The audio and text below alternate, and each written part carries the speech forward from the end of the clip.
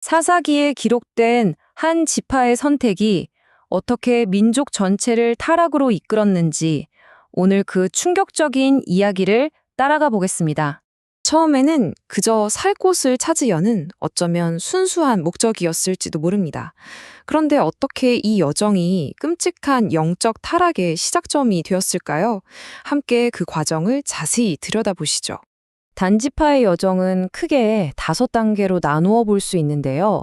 처음에는 거처를 찾는 단순한 임무였지만 거짓 인도자를 만나고 도둑질로 정복을 시작하며 결국 죄의 유산을 세우기까지 그들의 비극적인 발자취를 하나씩 따라가 보겠습니다. 자, 우리의 이야기는 아직 약속된 땅을 온전히 차지하지 못하고 다른 지파들 사이에 흩어져 살던 단지파에서 시작됩니다. 당시 이스라엘에는 왕이 없었습니다. 이 중앙 권력의 부재, 이게 정말 중요한 배경인데요.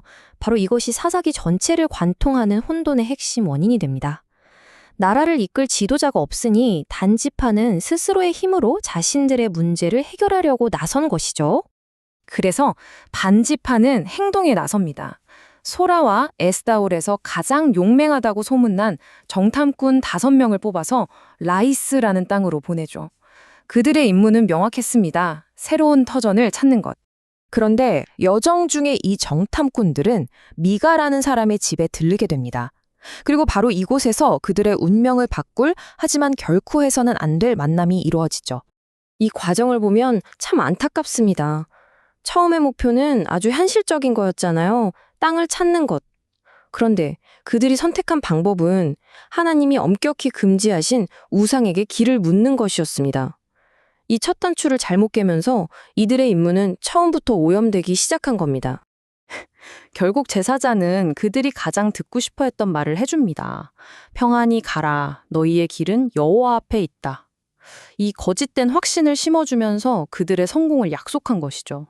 이 거짓된 신탁에 완전히 용기를 얻은 정탐꾼들은 희망에 찬 보고를 가지고 돌아와서 침략의 발판을 마련합니다.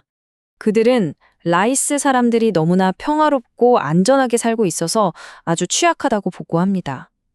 그들을 다스리는 사람도 어려울 때 도와줄 동맹도 없다는 것이었죠. 바로 이 지점에서 우리는 정말 충격적인 대비를 보게 됩니다.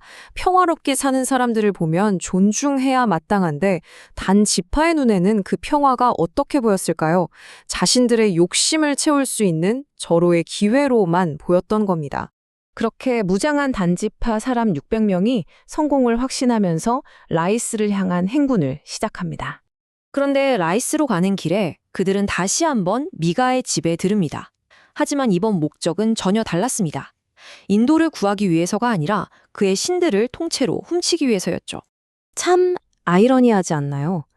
도둑들로부터 자기 자신조차 지키지 못하는 이 우상들을 훔쳐서 이제 한 지파 전체를 지키는 수호신으로 삼겠다니 말이죠. 그리고 그들은 제사장의 야망을 교묘하게 자극합니다. 한 집안의 제사장이 되는 것과 이스라엘의 한 지파 전체의 제사장이 되는 것 중에 어느 쪽에 더 낫겠습니까? 하고 묻는 거죠. 제사장의 반응에서 그의 본심이 그대로 드러납니다.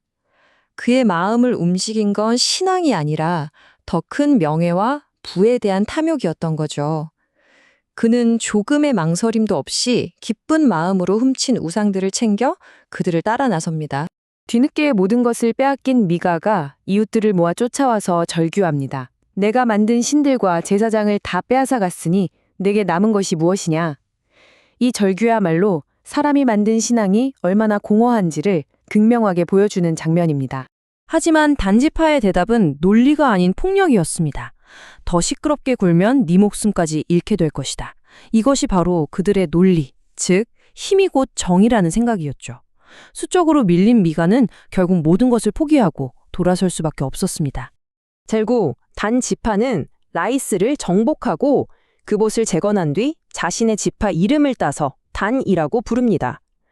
겉으로 보기에는 그들은 집을 찾겠다는 목표를 성공적으로 달성한 셈이죠. 하지만 그 땅에서 그들이 가장 먼저 한 일은 무엇이었을까요? 바로 미가에게서 훔친 우상을 세워 우상 숭배의 중심지를 만드는 것이었습니다. 이 이기적인 단 한 번의 행동이 이후 수백 년간 이스라엘 전체를 병들게 하는 영적인 암 덩어리가 된 것입니다. 그들의 세상적인 성공이 결국 끔찍한 영적 실패로 귀결된 순간이죠. 이 이야기의 핵심은 이것입니다. 집이 필요하다는 그들의 필요 자체는 정당했을지 모릅니다. 하지만 그 목표를 이루기 위해 도둑질과 폭력, 그리고 우상숭배라는 부정한 방법을 사용했을 때 그 끝은 결국 모두를 파멸로 이끄는 재앙이었습니다. 단지파의 이 이야기는 오늘 우리에게도 아주 중요한 질문을 던집니다. 우리의 성공과 안전을 위해 우리는 지금 어떤 토대 위에 우리 자신의 삶을 세워나가고 있습니까?